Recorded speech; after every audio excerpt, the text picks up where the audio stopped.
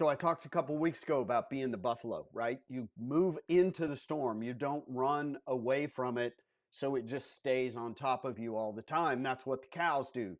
You need to be the buffalo, turn into the storm so you can get through it quicker. We are in the storm. So if you didn't notice, look down below. You can see that the mortgage rates from Mortgage News Daily, if y'all are creating that routine at the beginning of the day to look at the hot sheet in the MLS, look at Mortgage News Daily, so you can go out in the world explaining what's going to happen this week or what you have seen in your neighborhood and around.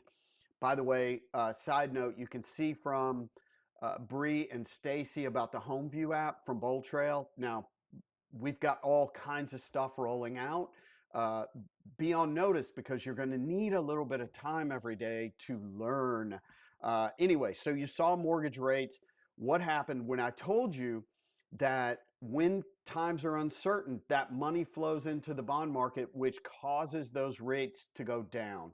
Well, what happened evidently, and I've quoted a little bit of it below here, is that when the stock market went down as abruptly and as sharply as it did, there are some major venture capital firms that have borrowed money against what they're of investors and invested that money. So when that market drops like that, whoever made that loan says, hey, you need to make up a certain amount of this money that we loaned you. So they sold bonds. They didn't buy them, they sold them. So what happened? The 10-year jumps up. And so in effect, that's what happened to our mortgage rates, because if you look at Mortgage News Daily from last week to this week, we've got a half-point increase above 7 again. So that affects your mortgage rates. Obviously, the 10-year is still the focus of this administration to get that down. That all in, I'm hoping will even back out over the next couple of weeks. It just means your process is still the most important thing. Focus on getting up, learning, communicating, reaching out. Some people call it prospecting, but stay in touch with your people. Communicate on what you're seeing and what you're feeling. Tell a story about what you're doing. Let them know what's happening, and that in this massive amount of uncertainty that's going on out there, you are the beacon of light. So many more things going on.